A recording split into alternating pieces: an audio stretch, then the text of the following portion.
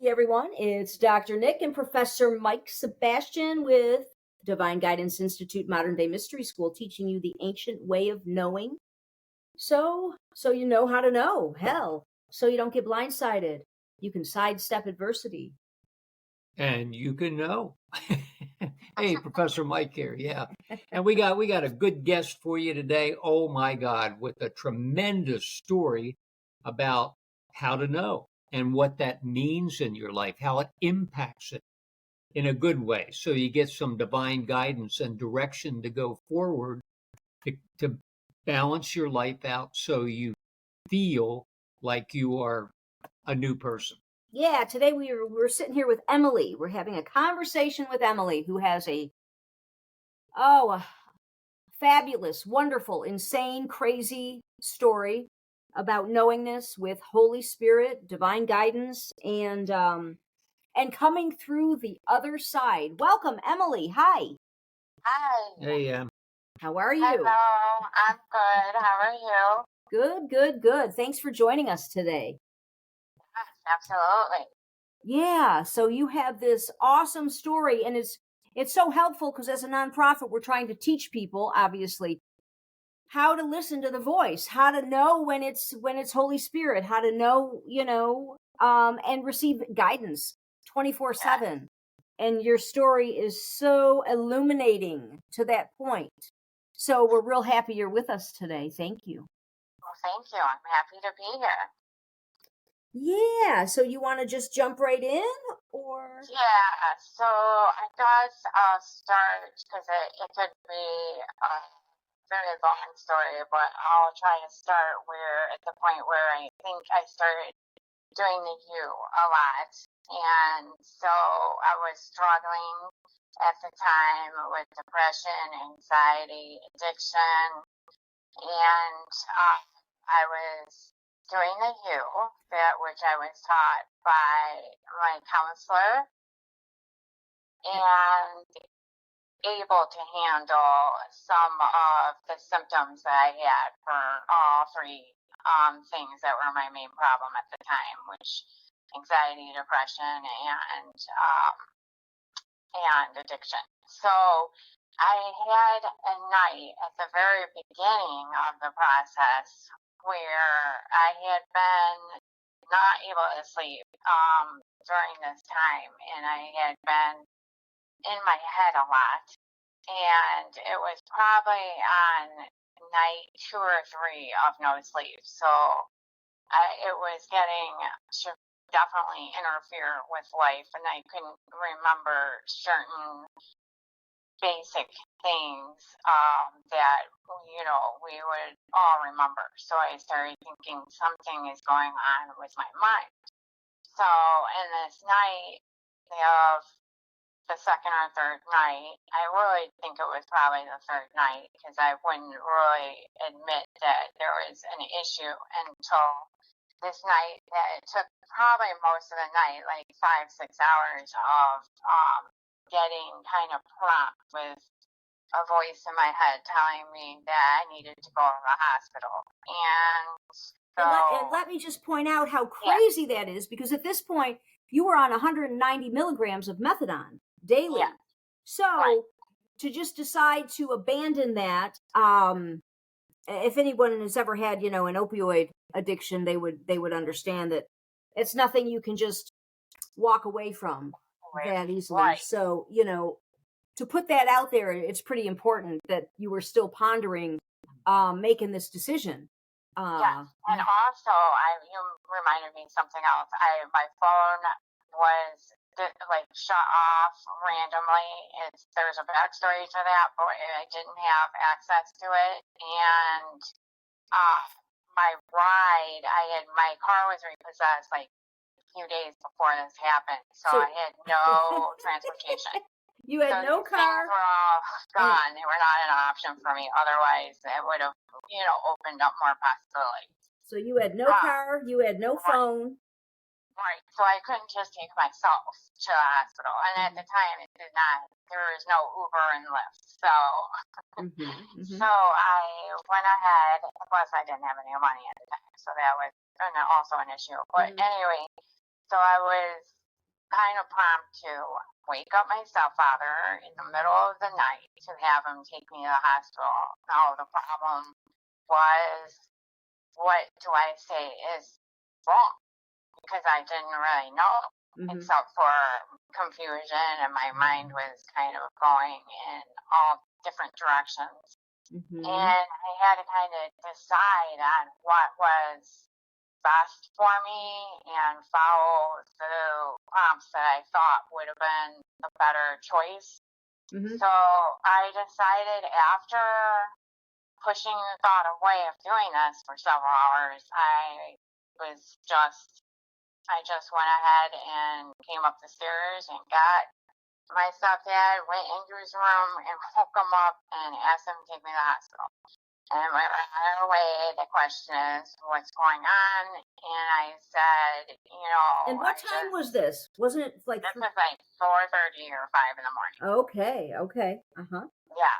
So, and reminder, I could have, around that same time, even just had him take me to the methadone clinic. Right. But for some reason, I knew that was not what I needed. I knew that this was happening in spite of still, being on the dose that I was on. So I went ahead and just stuck to that feeling of having to be in the hospital. And then when I got there, I started hallucinating a lot, and kind of saw like members of my family that I knew that couldn't be there.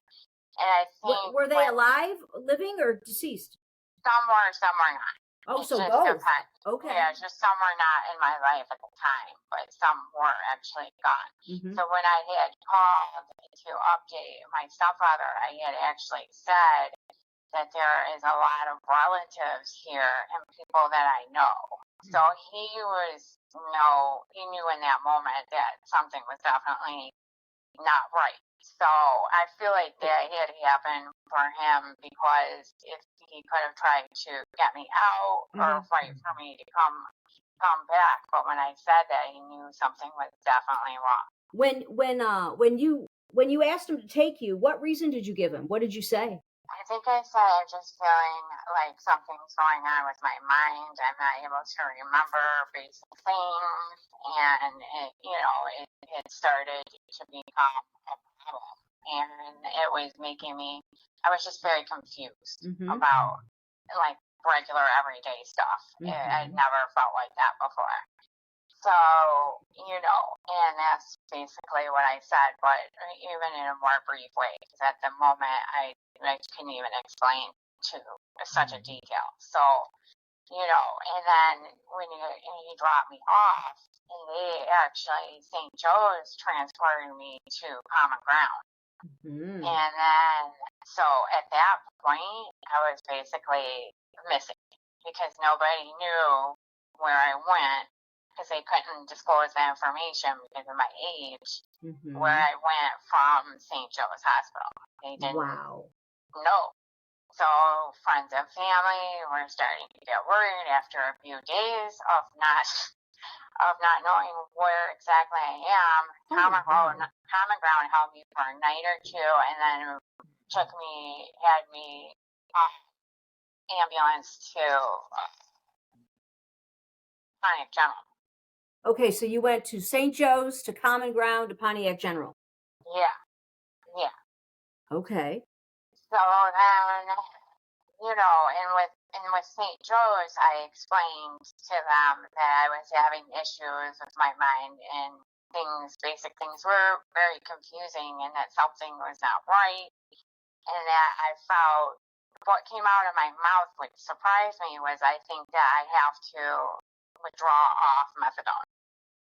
So I think I was sort of telling them that for something to go by, but I wasn't even sure. And at the moment, I definitely did not want to do that. So I don't really know why I said that, but that is why they probably, took the route of taking me to Common Ground.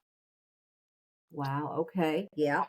So that they could figure out more what's going on. But now, now it's been like, up to 3 days later, and now I am much more confused, and I couldn't really think straight, and I was starting to hallucinate a lot, and just seeing things.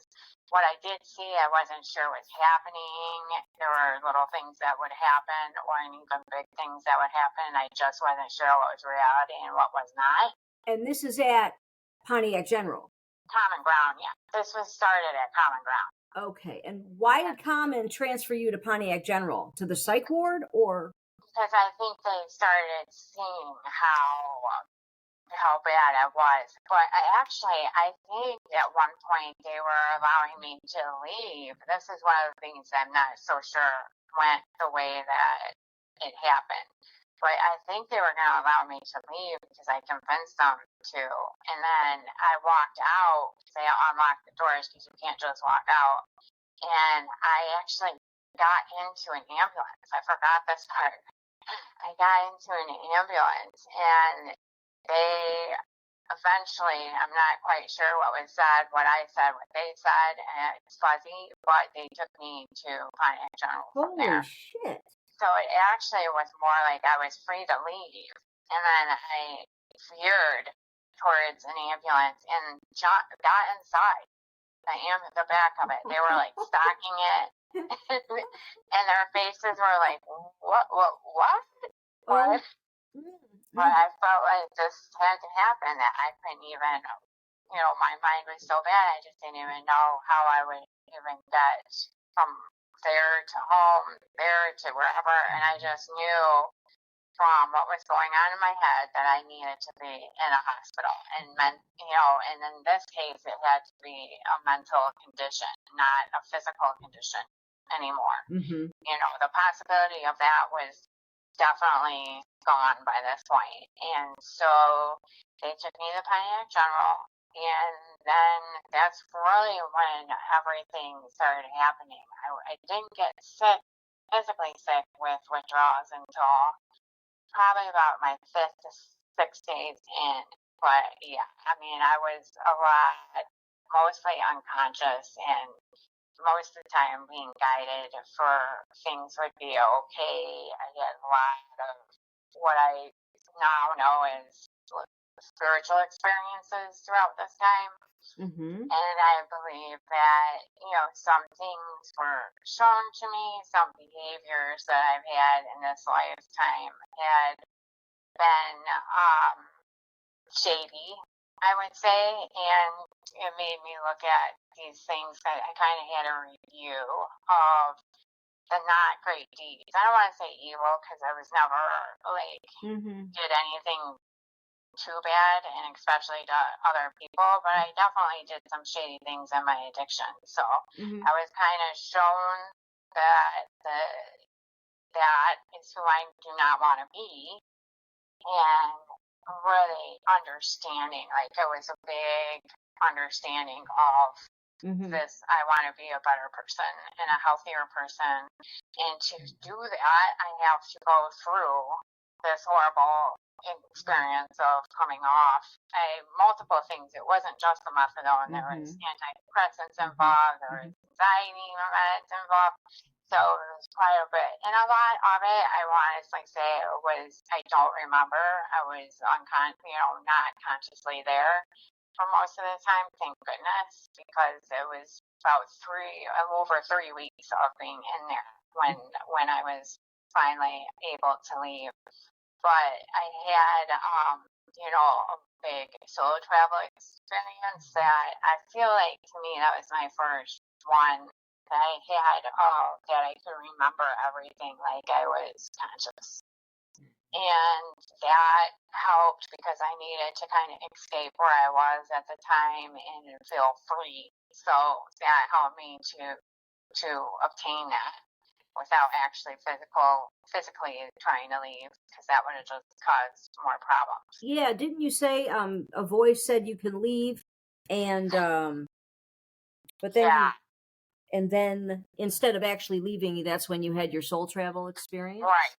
Because I had to think some things through, like, okay, I can leave, but I can't leave, because I would ask, am I able to leave on my own? And they were like, no, you can't leave.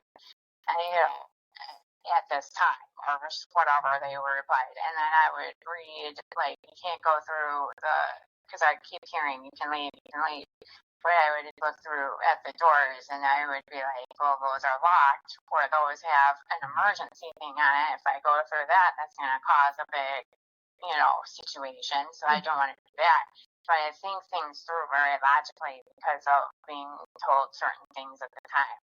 So I just give up, go back and lay down, and then, basically have a certain experience that gave me a break from the reality that I was experiencing. All right, and you're gonna share that experience next. Yes. Okay.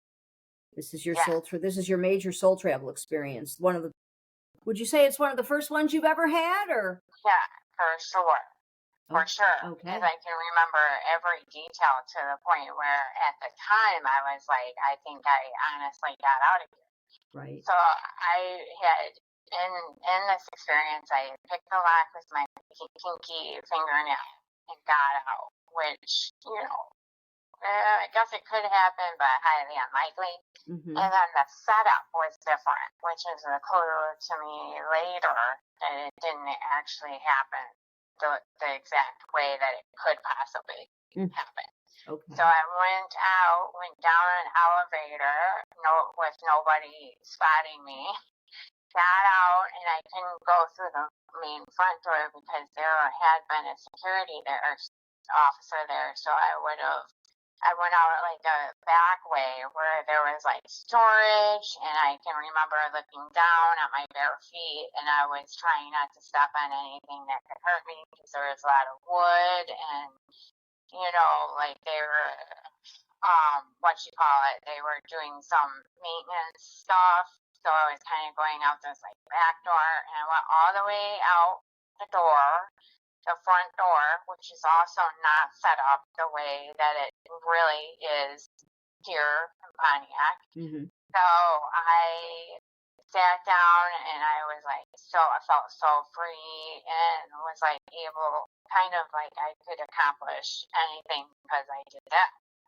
And then when I was ready, I was out there for a while, and then I was like, okay, it's a little chilly, so I think I'm gonna, and I have no shoes on, and I'm in a hospital dress, or dressing gown. So I was like, I don't want really to cause attention, so I decided to start walking back in, and I saw an employee come out, and so I went to her and I said, I came out here just to get some air and I need to go back now. So she took me back up, and then everybody kind of was like, how would you get out? And I told them, and I remember one guy was like, show me. I mean, it was so detailed, and I showed him like how I did it with my nail. And then the lady that brought me back up, the employee that brought me back up, said, why did you go out? And I was like, I don't know, just to get some air. And the lady said she wanted to smoke. Mm-hmm. And I remember thinking about this because I'm like, that's impossible. I don't have a lighter or anything. How can I smoke or a cigarette? Right. So, how could that be possible? I remember pondering about how that he just made that up because probably to almost help me in that way because there was no real reason why I went out that made sense to them. Mm-hmm. So that was at least something that they could, say, oh, okay, wow.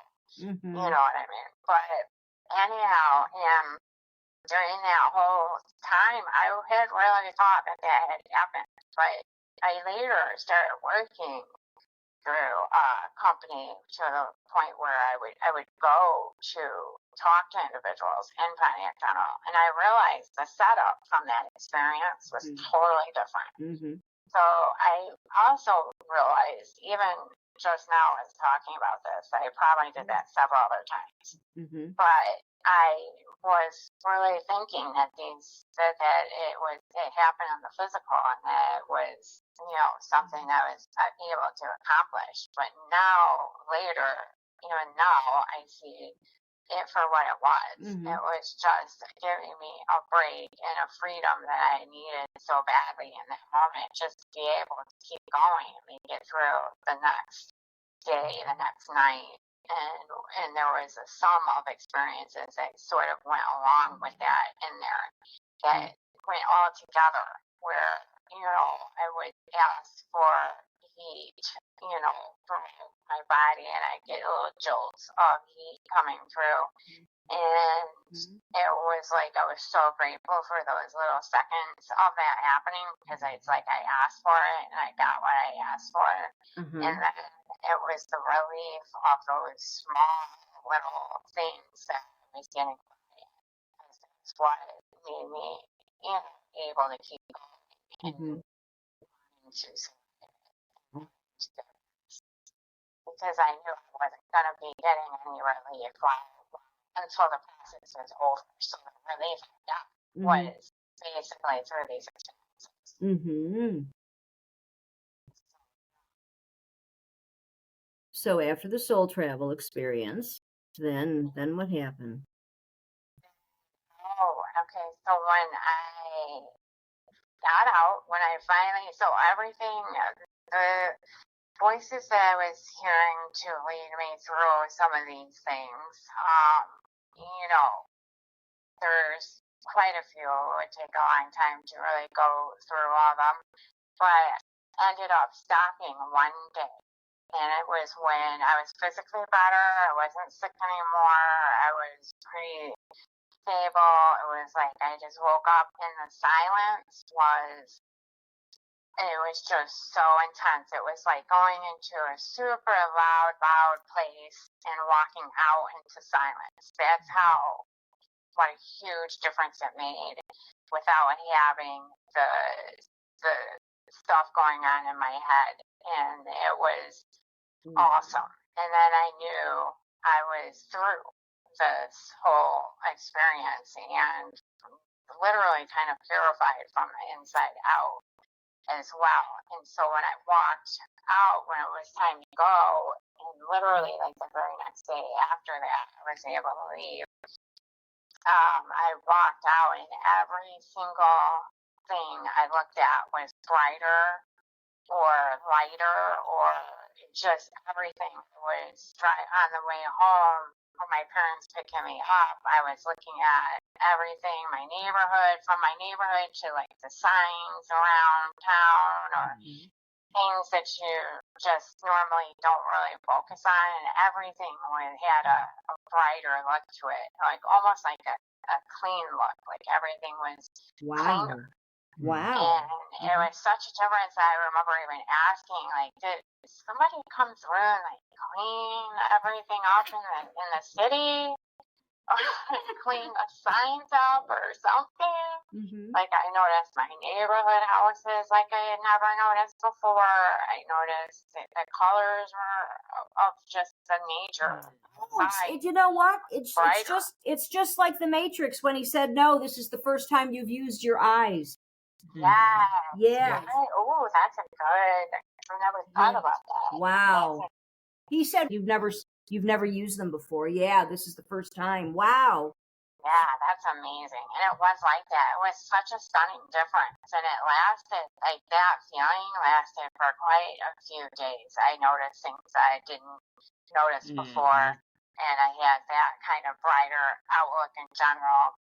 And it really helped. It helped me to see that there's more out there. And early on, I had said, when I first got to the hospital, I had said, this is it. It's like, I need to know right now if there is more to life. And if there's not, then I don't want to be here anymore. So I really needed to know in that moment what was out there, what was, was I hanging on to a belief of God this whole time, and really there's nothing. I didn't know. I was questioning that. So these experiences that happened after that proved to me. I won't have to prove to anybody else. It was to prove to me in my heart that there really truly was more. And this was just the beginning of that for me.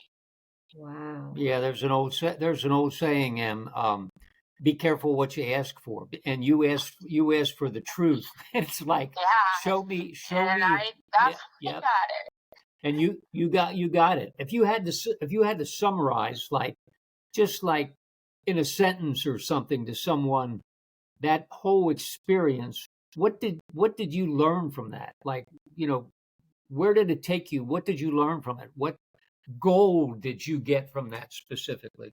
So one word that came to my mind as soon as you started to say one word to explain, and I was thinking just the experience, all the experiences together was an awakening. Because that's the way I kept thinking when I was looking at everything, was this is some sort of an awakening, but I was still trying to make sense and logical in my head and make a logical explanation for things until I finally realized that it's not about logic. It's something way beyond that. Mm-hmm.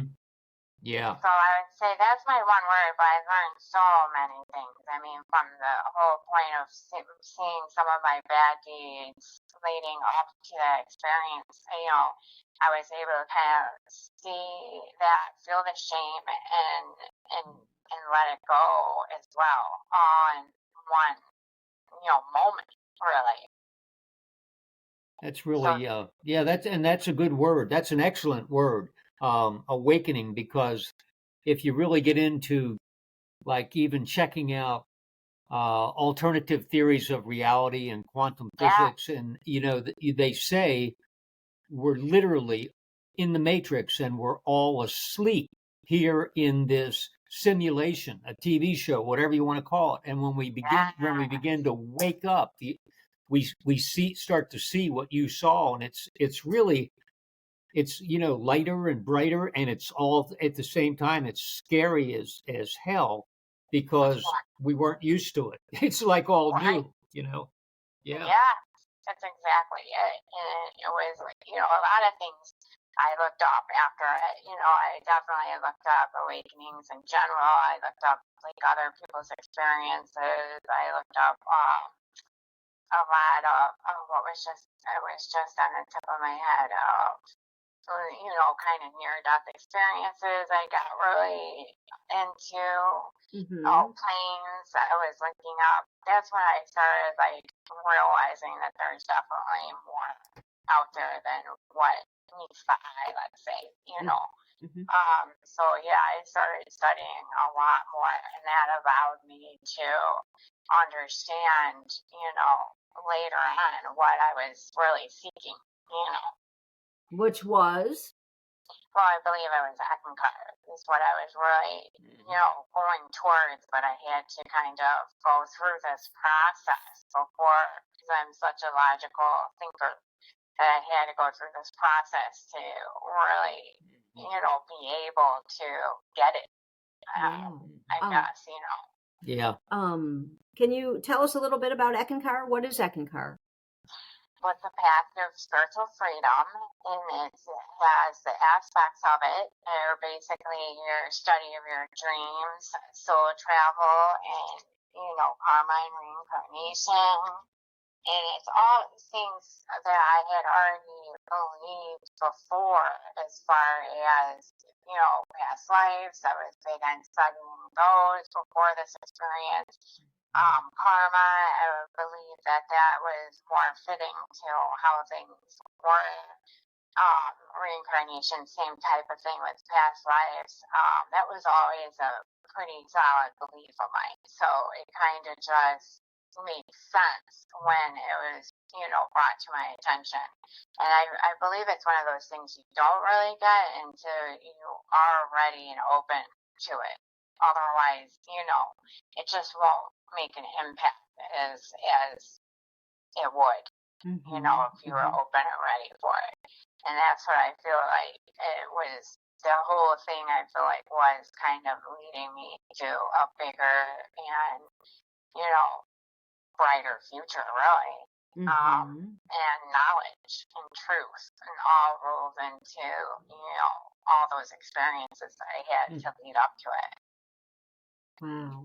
Yeah, it's almost like it's almost like you lived two different lives, the before life, and then you had Yes, your experience, and now you're living your afterlife, and it's exactly. new dawn kind of for you. You're a new person with, Yes. yeah. That's how I actually even felt. I felt like I had to live two lives in this lifetime. It was very surreal and, such a difference from the before and after. That's why I knew that was the turning point.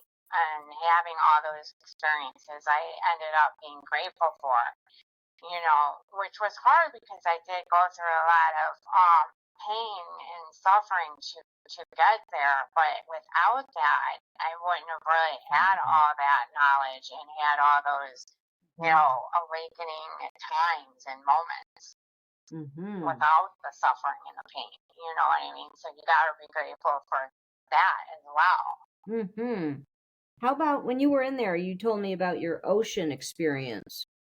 Oh yes, I forgot about that one too. So everybody that knows through going through a detox of really a lot of things these days could be hard and almost impossible to get through. And one of I would call it a dream experience, but it could fit under a couple of different things. But as far as I was dreaming that I was in this really big ocean because in real life, I was sweating as it's ever been. Well, sure, that withdrawal from opioids and benzos and all the psychotropics.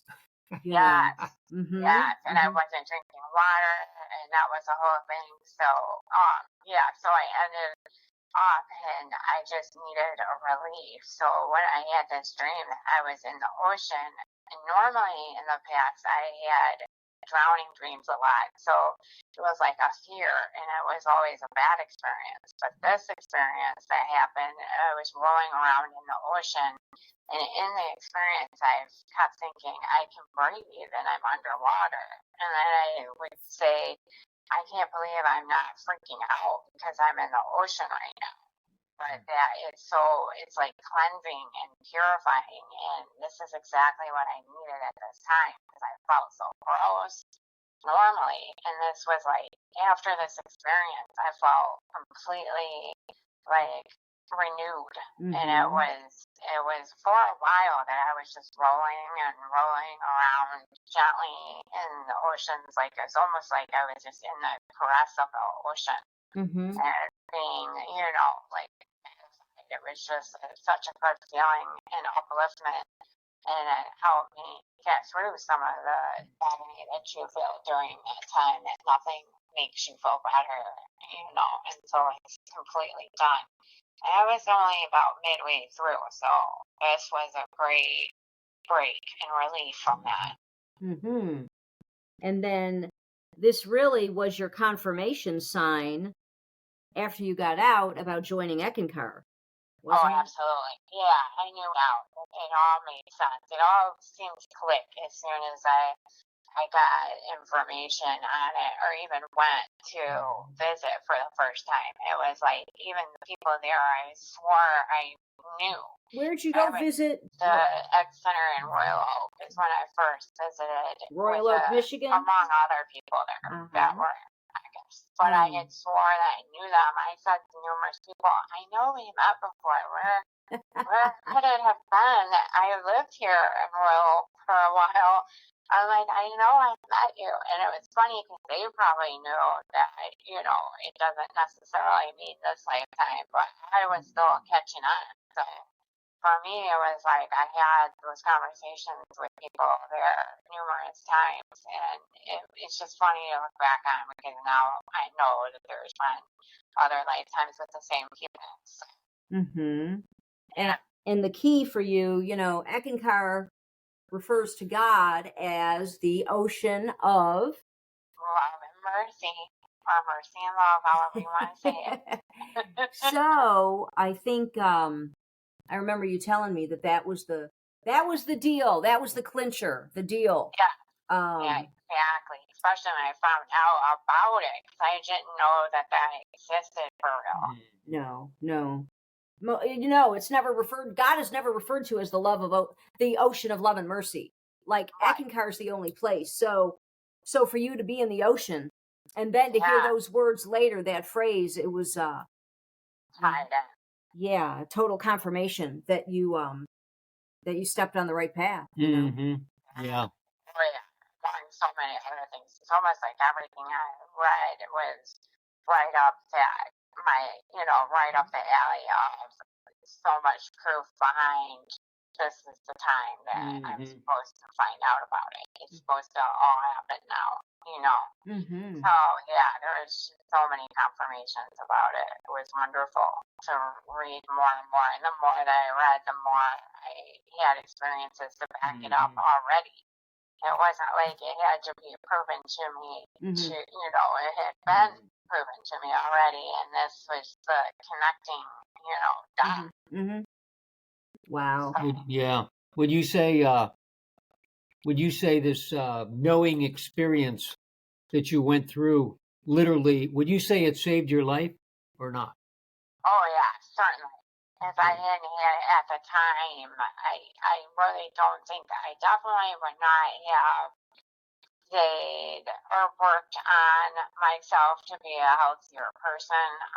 I don't know if it would have been able to last. Like, I don't know if I would have had the motivation and the desire to continue on making steps to be a cleaner, healthier, person in general. I believe that it all had to happen that exact way for me to, open my eyes to what was real and what was my truth, really.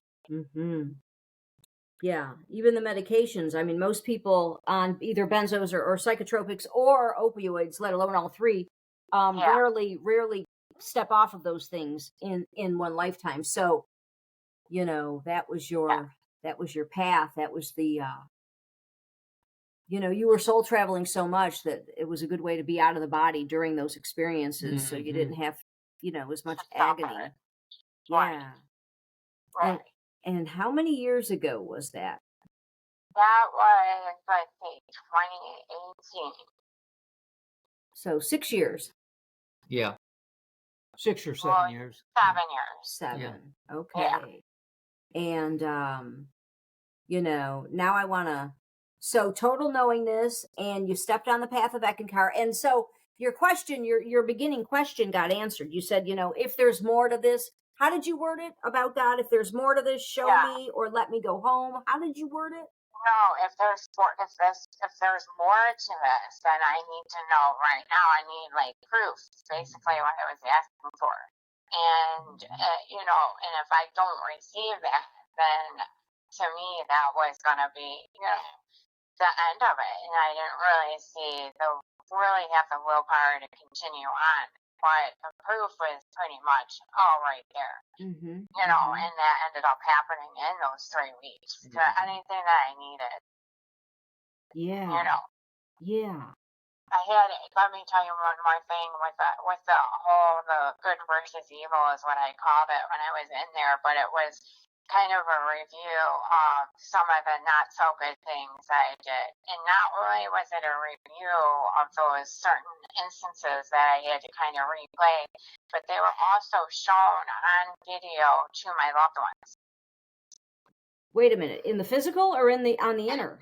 No, this is all on an inner experience. That never happened. There is no video. There is no, but the things being reviewed to make more meaning to me was to be shown, the parts kind of that I hid from people because I was ashamed of it were actually shown to my loved ones. And so then it was more of an in your face experience. Not only was I witnessing my own actions and not being proud of that, but it was also my loved ones, both deceased and alive, were also witness to my actions, which of course they loved me anyway, and ultimately that's what ended the experiences with each kind of review.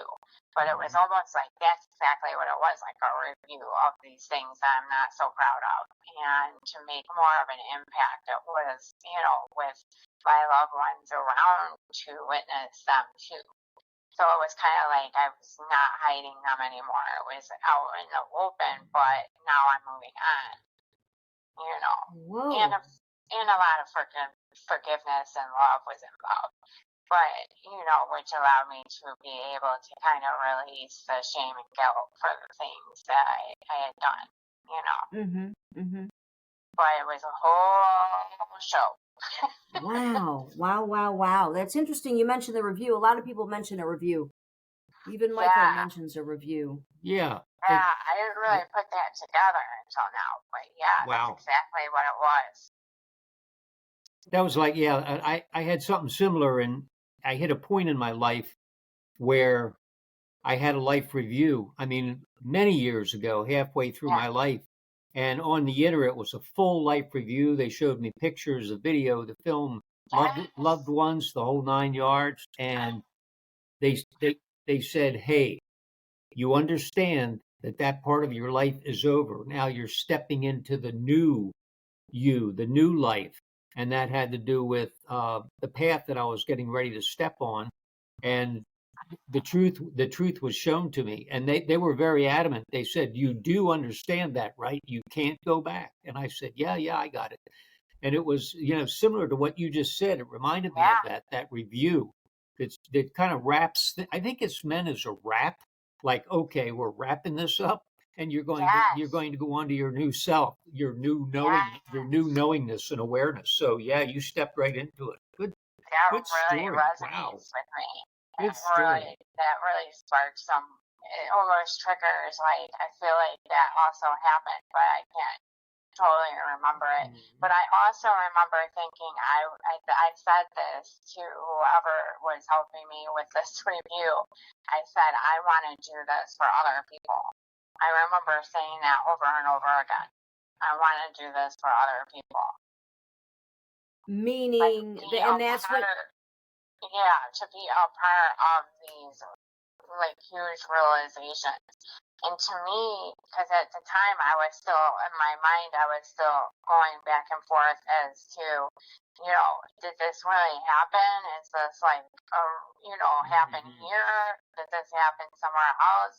Wherever it happened, I want to be something that is able to help with this, with showing people this in this manner, because it really, that's the thing that makes you realize and understand that you really do not want to be that way anymore. And it was a huge,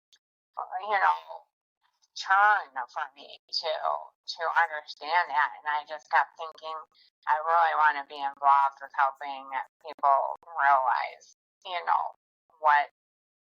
what they do want to be, what they don't want to be. And they don't want to be ashamed of themselves. They don't want to live with shame and guilt. Wow. So I feel like, to me, it was big production, directly after I had it, I felt like it was a huge production of stuff for my benefit. And I felt, I just felt really honored to be able to even have things like open up for me like that. Does that make sense? Oh yeah. Yeah. Wow. Yeah. And when it's sparking a lot of other memories that I forget. Right. And when you say be a part of that, did you mean with your current career path? No, I'm not. Or did you I think mean in general, just, it could be that a part of that direction that I picked, but also just a part of doing that even sometime in the future on a spiritual level. Like just being involved in helping other people realize that there is more out there than just what they feel stuck in right now. Yes. Wow. So both on a physical level and on a spiritual level. Yeah. Wow. Yeah, I forgot about that whole thing. But when Mike was talking, that's what kind of made me, understand it, because it is kind of like a production for you. Just for your own benefit, Right. Wow. Now, since then, we were just talking before we went live. about some prophetic dreams you just had over the past. I mean, you have them ongoing, but Yeah. over the past couple months, you wanna share some of those before we close? Yeah. Actually, I'll tell you, I'm not exact detail of them, but I had a dream journal and I write down my dreams. And in November, and even back in November and September, I had dreams of, okay, well, let me start here. I broke my leg and ankle and whatnot, slipping on the ice in February. So I am bad about going back and reviewing my dreams. But when I was laid up, I started reading some of the dreams I had. And literally the first one that I had opened it to was in November, and it was me on the phone asking for my pain medication to be refilled and talking to a nurse on the phone. And then I remember thinking in the dream, I remember thinking, I don't even know where I'm in pain because, I didn't, it wasn't about, I guess, the actual pain, but it was just about the act of it. It was a real short dream and it was real short of a experience, so I didn't think much of it, just had wrote it down. So then later, I was in a lot of pain with this accident, and I was, on the phone trying to get a refill, and it was kind of like a really difficult thing to get the office to really, do that for me, whether it's my history or not. It was just a problem. And so that dream basically foreshadowed that happening almost to a T. And I had no idea until I went back in my dream journal and read it. And I was like, oh my gosh, that is, and probably why I didn't know where it hurt was because it hadn't happened yet. I hadn't broken my leg yet. So in the dream state, I couldn't make sense of it, but yet it was definitely foreshadowing what was to come. And then I also had one in September of the same type of thing. It was about pills, and then I had been given a bottle of them, and I remember feeling very grateful for them. And I was in pain in this dream too. I just can't recall where. And that was in September, 2 months before the November. 5-6 months before I actually broke my leg. So it was another thing. And in that dream as well in September, and she gave them to me, and I put them somewhere in my purse, and I got locked in someplace, and I couldn't get out. So I couldn't get to them anyway, and that's how I woke up. So I remember saying out loud, why am I dreaming about pills all the time? They're not even on my mind, daily life. They're not on my mind. And so that's pretty much what dawned on me later, is that all those dreams of me saying, why do I keep having to have dreams about pills? Like, what does this mean? Yeah, wow. I remember it was pissing you off. You were like, what's going on? I was like, I'm not even thinking about them, but it's making me think about them because I keep dreaming about them. Yeah, and we said, well, it's a release on one hand, and it could be prophetic on the other, and only time will tell, Yeah, so, and I still hadn't been thinking about that when it happened. I mean, but it did occur to me at some point, because that's why I started reviewing, is because I remember saying, I keep dreaming about them and why. So that's when I started reviewing and looking, and it was just so amazing that I saw how detailed they were, and how, just writing them down thinking they meant nothing at the moment, to me, just kind of made me more irritated, really. Yeah. To look back at them and think, wow, that's pretty amazing to be connected that way. And if we do pay attention, look how much that would just made sense at the time for me. Mm-hmm. Mm-hmm. Maybe I wouldn't have been so, in a desperate place to have my pain taken care of. Maybe I would realize it would be taken care of eventually, Mm-hmm. to not stress it.